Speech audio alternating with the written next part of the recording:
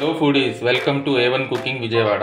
ఈరోజు నేను specially bachelors కోసం చేపల పులుసు చేస్తున్నాను. నెల్లూరు చేపల పులుసు. ఇది నెల్లూరులో ముస్లిం స్టైల్ అండి. ఇది స్పెషల్లీ చాలా బాగుంటుంది, క్విక్ అండ్ ఈజీగా అయిపోయింది. బ్యాచిలర్స్ చేసుకోవచ్చు. ఇది చూడండి ప్రాసెస్. ఒక 4-5 పీసులు తీసుకున్నాను. నేను సింపుల్గా ఓన్లీ బ్యాచిలర్స్ కోసం చేస్తున్నాను ఈ వీడియో. చూడండి, 2 ఉల్లిపాయలు, 2 టమాటాలు. ఒక ప్యాన్ తీసుకోండి. ప్యాన్లో కొద్దిగా 1 చెంచా జీరా వేసుకోండి. కొద్దిగా మెంతులు, రైస్ కొద్దిగా వేసుకోవాలండి. లైట్గా ఫ్రై చేసుకోండి. ఇది ఫ్రై అయిపోయింది. ఇప్పుడు ఇది ఒక మిక్సీ జార్లో తీసుకొని దీన్ని ఫైన్ పౌడర్ చేసుకోవాలండి.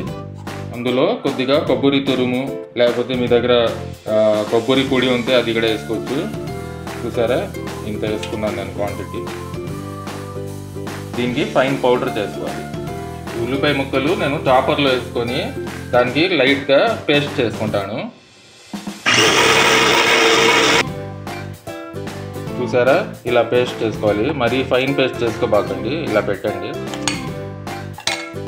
చూసారా, ఈ మసాలా ఇలా పౌడర్ చేసుకున్నాను. పౌడర్ చేసిన తర్వాత టమాటా ముక్కలు వేసుకోవాలి. వేసుకొని ఈ పౌడర్తో పాటు పేస్ట్ చేసుకోండి ఈ టమాటా. చూసారా, ఆ మసాలాలతో ఈ టమాటా పేస్ట్ చేసుకున్నాను. ఇప్పుడు నెక్స్ట్ వచ్చి ఒక గిన్నె తీసుకోండి. దాంట్లో ఆయిల్ వేసుకోండి. ఒక 10 స్పూన్స్ వరకు పడిద్ది, టేబుల్ స్పూన్స్. ఆయిల్ హీట్ అయింది, చూడండి, హీట్ అయింది. ఇప్పుడు కొద్దిగా ఆవాలు వేసుకోండి. కొద్దిగా కర్రీలు, 2 గ్రీన్ చిల్లీస్, ఉల్లిపాయ పేస్ట్ వేసుకోండి. దాని తర్వాత ఈ మసాలా పేస్ట్ వేసుకోండి. కొద్దిగా పసుపు, రెడ్ చిల్లీ పౌడర్ 3 స్పూన్స్ పడుతుంది. 1 స్పూన్ ధనియాల పొడి, టేస్ట్కి సరిపోయినంత. బాగా కలుపుకోవాలి. కలుపుకున్న తర్వాత ఇందులోనే ఇప్పుడు ఫిష్ వేసుకోండి. ముక్కలు వేసుకున్న తర్వాత ఇలా స్పీడ్గా కలుపుకోకండి, ఎందుకంటే ముక్కలు ఇరిగిపోతాయి.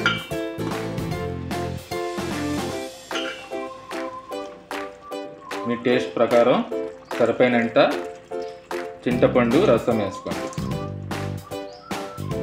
చింతపండు రసం వేసిన తర్వాత ఇలా కలుపుకోవాలి లైట్గా. ఇలా ముచ్చారా, ఇప్పుడు మూత పెట్టుకోండి. కొంచెం ఇలా ఓపెన్ పెట్టండి. పెట్టి ఒక 10 మినిట్స్ మీడియం ఫ్లేమ్లో కుక్ చేసుకోండి.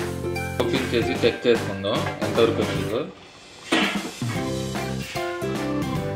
చూసారా, చాలా కలర్ఫుల్గా, చాలా బాగుంది చూడడానికి.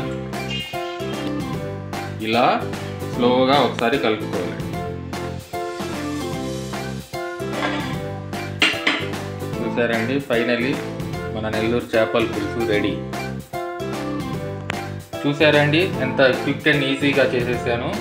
ఈ బ్యాచిలర్స్ హాస్టల్స్లో, షేరింగ్ రూమ్స్లో ఉంటారుగా, సిటీస్లో వెళ్ళి జాబ్స్ కోసం కానీ లేకపోతే చదువుల కోసం కానీ, వాళ్ళు ఈజీగా పెద్దగా వెళ్ళి బయట ఫుడ్స్ తింటూ ఉంటారు.